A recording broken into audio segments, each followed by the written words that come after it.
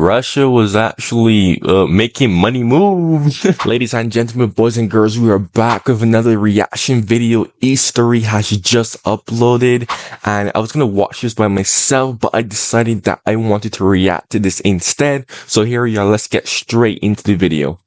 This video will be about Russia's attempt to attack Berlin on the Eastern Front in 1914. In the summer of 1914, a conflict erupted between the Central Powers of Germany and Austria-Hungary against Britain, France, Russia, and their allies.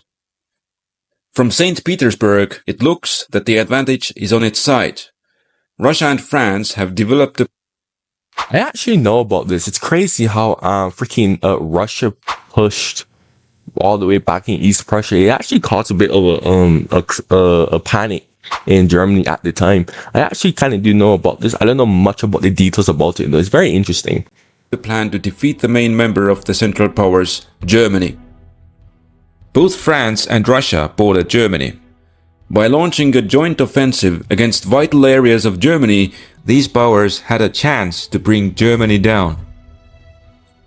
On the Eastern Front, the Russian forces prepare for the offensive. Their target is Berlin. The fall of Germany's capital could potentially coerce Germany into seeking peace. As Austria-Hungary cannot resist on its own, it would mean the victory in the war. But the road to Berlin is not simple.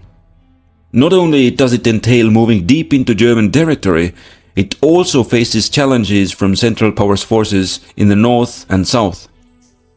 Before advancing towards Berlin, Russia must neutralize these threats.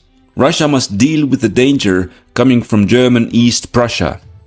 Russia must occupy this territory and anchor its flank to the good defensive positions on the sea and the Vistula River.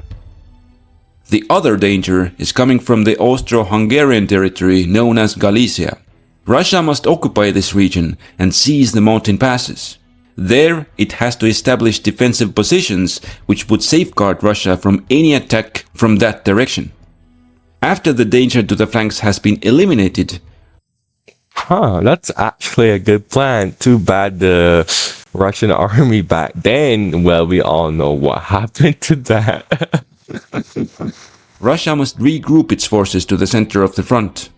This repositioning will pave the way for the invasion of German territory, which would first entail advancing towards the Oder River and after that, concentrating forces on Berlin and taking the city. As the war began in July of 1914, Russia initiated its plan. In the south, Russia concentrated 700,000 men against Austria-Hungary. They were opposed by 730 Austro-Hungarian soldiers in Galicia. Oh, that's really bad numbers. Come on, bro. Like, if you're going to be the attacking force, you need a 3-to-1 advantage, and you're attacking into mountains. That is really bad. The Austro-Hungarians were supported by the fortresses of Lemberg, Przemysl, and Krakow. Both sides intended to go on the offensive. The operations commenced in late August. As the war began, the Austro-Hungarian forces pushed back the Russian forces and advanced north into Russian territory. Meanwhile, the Russians moved in from the east and captured the mostly undefended fortress of Lemberg. The Austro-Hungarians wanted to recover the situation by defeating the Russian forces in the east.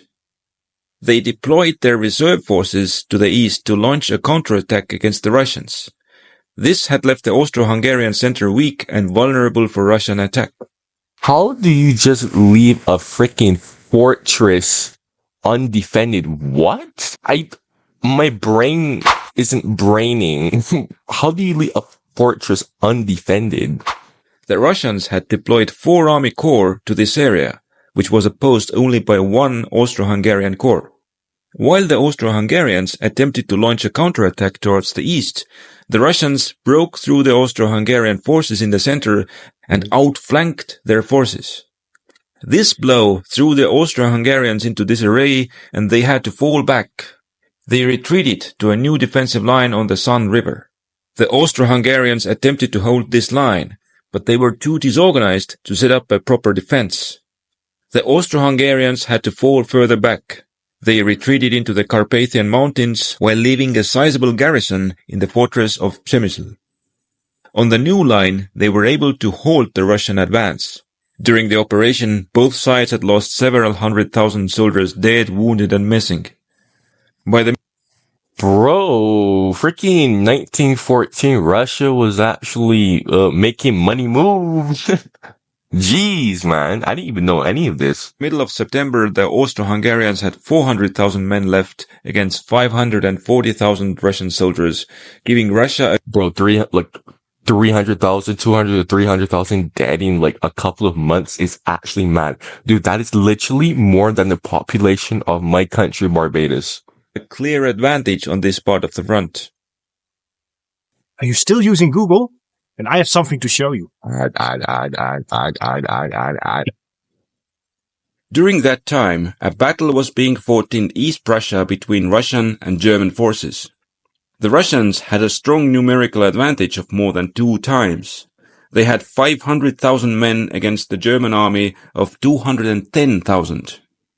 This is the numerical advantage that you need, not no freaking like what we just saw earlier. Like, what the heck was that? I mean, the Russians still pulled through impressively enough, but still, this is the numerical advantage you need because it's much more easier to defend. The goal of the Russians was to invade and occupy German East Prussia, and the goal of the Germans was to defend it. The German army was much better organized for modern war than the Russian forces. The Russians had split their force in 2 armies, with one invading East Prussia from the south and the second from the east. The offensive was launched in the middle of August. In the beginning, the Germans were unable to resist the numerically superior Russian forces and had to fall back. But soon, the Russians made a mistake. They broadcasted their battle plans via radio, and the Germans intercepted them. Oh, bro. Are you kidding me? From that, they learned that in the near future, the Eastern Russian army would not pose a threat to the Germans, and they decided to use this time to attack and destroy the Southern Russian army. One thing that gave the German army the advantage was that it could use the better German rail network to quickly transport its troops. They used the rail to quickly deploy most of their forces against the Southern Russian army. Even with this maneuver, the German forces were still outnumbered by this Russian army, but the organization of the German army was much superior to the Russian forces. This enabled the Germans, despite being numerically inferior, to push the Russians back and encircle part of their forces. Part of the Russian Southern army was taken prisoner, and the rest of it was greatly weakened. Encircling a force larger than you? Okay, we're Hannibal now, okay. Was not in a position to invade East Prussia anymore, and the Germans could now deploy most of their troops against the Eastern Russian army. At the same time, the Eastern Russian army had advanced further, but now it fell back to a better defensive line. The Germans got some reinforcements from the Western Front and concentrated their troops against the Eastern Russian army. They now had a rough parity with the Russian forces. The Germans attacked, defeated the Eastern Russian army, and by the middle of September, pushed it out of German territory. The Russian invasion of East Prussia had failed completely. It cost the Russians 230,000 soldiers, while the Germans lost 40,000 men. That's actually freaking crazy, bro. Oh, just because they broadcasted their plans. Imagine if they didn't broadcast their plans. Oh, things would have been so bad. I mean, Germany still lost the war. So. By the end of September of 1914, the first part of the campaign is over. Russia has had success in Austria-Hungary. It has put the Austro-Hungarian army on the defensive and occupied part of the mountains. The southern flank can be considered secure. In the north, Russia has failed to occupy East Prussia, but the German army of 200,000 men is too weak to advance south and threaten Russian supply lines. Russia had also a numerical advantage of 1,050,000 men against the Central Powers' 800,000. It is safe to begin the offensive towards Berlin. For this, Russia would need to have its forces in position. Russia wants to concentrate half of its forces, roughly 500,000 men, in the central part of the front. This means that it would have to temporarily pull away part of its forces from the front line. Meanwhile, the Central Powers did not know of Russia's plan. They were emboldened by their success in East Prussia, and now they hoped to defeat the Russian forces on the southern part of the front. Both Germany and Austria-Hungary deployed their forces to that area.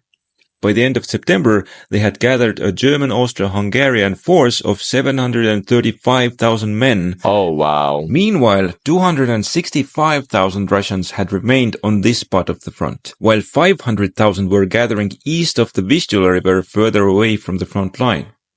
The first objective of the Central Powers was reaching the Vistula and San rivers. The offensive was launched at the end of September. In the center, the Central Powers forces encountered little opposition and quickly reached the Vistula River, where they encountered the main Russian force. So you're telling me that, again, dude, the Russian army isn't even bad. Like, I've been telling people this for the longest time. The Russian army isn't really bad, you know. It's just that Russia just has a very unfortunate history of just having very bad, like, leaders and generals and high command officials and whatnot. There's a pencil, right? That's all I need is a pencil. A piece of paper would come in handy, and I'm going to write some The Austro-Hungarian forces in the south met much stronger resistance, and they were only able to reach the San River. By the middle of October, Russian forces had stopped the Central Powers behind the San and Vistula rivers. By that time, both sides had around the similar size of forces. But Russia had gathered more than half of its forces against the Central Powers' weak northern flank.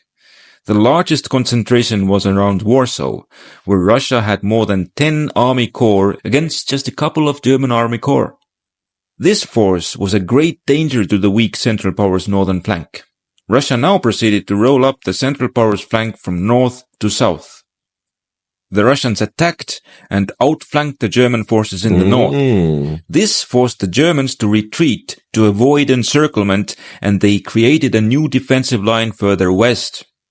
The Russians then broke through the Austro-Hungarian lines and outflanked the Austro-Hungarian forces further east. The Austro-Hungarians could not resist on these positions and fell back west, where they established another defensive line in the Carpathians. So it's a back and forth. Bro, I mean, geez, Russia in 1914 was a whole different animal. I can see why Germany was terrified of them. And near the fortress of Krakow. There, they were able to stop the Russians by the end of October. In the north, the Russian forces had more than 2 times the numerical superiority over the Germans in East Prussia, giving them an advantage. This allowed the Russians to launch another invasion and re-establish a foothold in German territory. Early November 1914. The Russian forces have pushed the Central Powers back from the Vistula River towards the German border and are in position for an attack into German territory. Russia also has a significant numerical advantage. After suffering losses during the October battles, the Russians have 1 million men on the front line. The Central Powers have not been able to fully recover from the losses and have only 565,000 men to oppose them. The next step of the Russian plan is clear. Their main force would attack the weaker Central Powers forces and move into German territory. The Central Powers want to avoid an invasion of Germany and are deploying large reinforcements to this area. Meanwhile, the Central Powers hope to thwart the Russian invasion by using their smaller forces to launch attacks on the flanks of the Russian forces. One attack being carried out by German and the other by Austro-Hungarian forces. The Germans used their superior rail network to move their troops quickly in position for the attack.